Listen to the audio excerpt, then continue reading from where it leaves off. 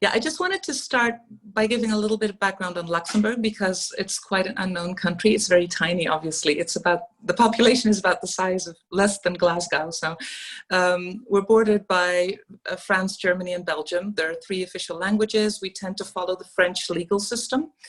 About 60% of the population are foreigners. Mostly from other European countries. We have a tiny parliament of, I call it tiny, it's 60 members. Everything is kind of small in Luxembourg. And foreigners are not allowed to vote. We're also, I'm saying we, I kind of feel Luxembourgish even though I'm originally Dutch. I've lived here for 21 years. The 5th richest country in the world in terms of GDP.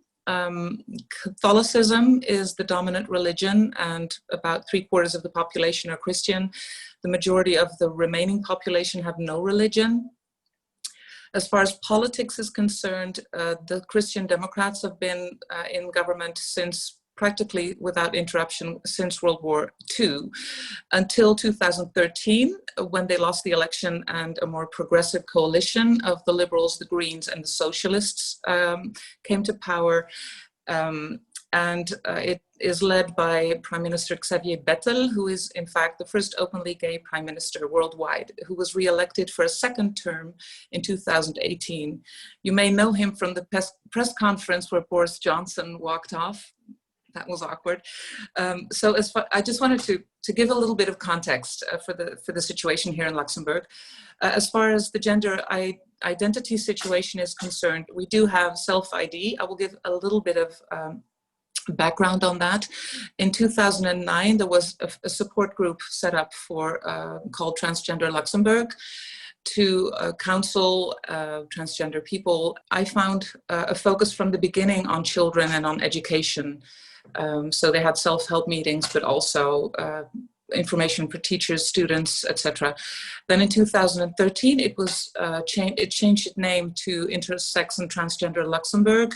So it included intersex and organized an international congress where it started making contacts with political parties.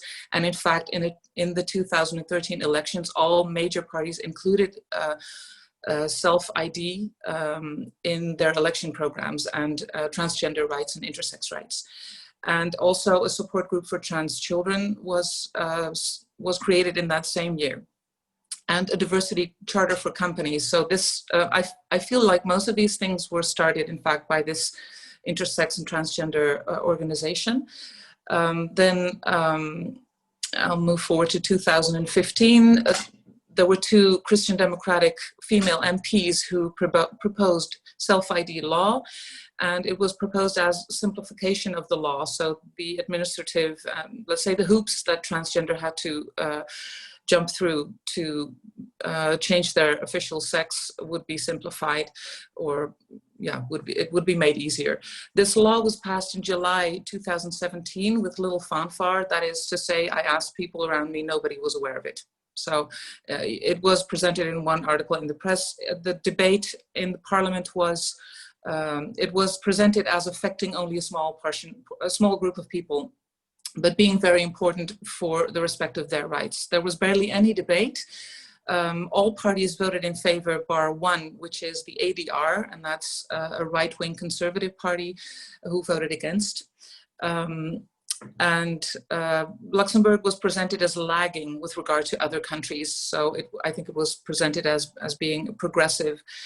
And so currently there is, I would like to actually look at this law together with a lawyer who has experience in this area, because I feel like it's one of the most radical laws that may be around, because for example, for children, it also includes the right to change the sex of a child even under age 5. So the parents or guardians can request that to the court, and the court may change the sex of a child officially and the first name of a child. And from 5 to 12, children can also transition. It needs to be requested by their parents and to the Ministry of Justice. And the child has to consent. When the child is under 5, the child does not need to consent. I find this kind of difficult to understand. I have no idea what the consequences of this will be.